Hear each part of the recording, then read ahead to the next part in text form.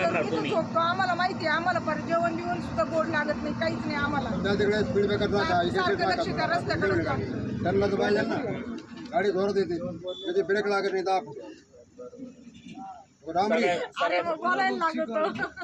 सगळ्याचा रस्त्याचा आहे ना सगळ्यात विषय आहे. आणि ना मृत्यूचा सापळा परत सांगतो. हा रस्ता आहे ना इगतपुरी पासून सुरू होतो तर हा पूर्ण आहे ना चांदोड पर्यंत जातो. हे आता हॅमनी प्रोजेक्टच घेतलाय. या पिंपळस पासून होतो चांदोड पर्यंत जातो आणि इकडून निघतो तो येवल्यापर्यंत जातो. असं काहीतरी यांचा गोलमाल आहे.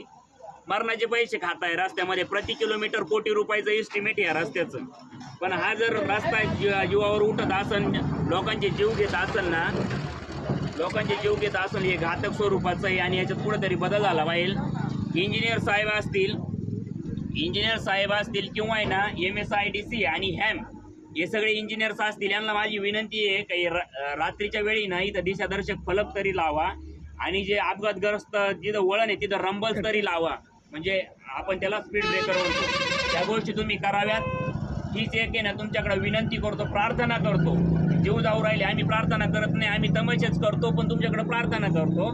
एवढं सांगतो आणि थांबतो. जय हिंद, जय महाराष्ट्र. करा पण.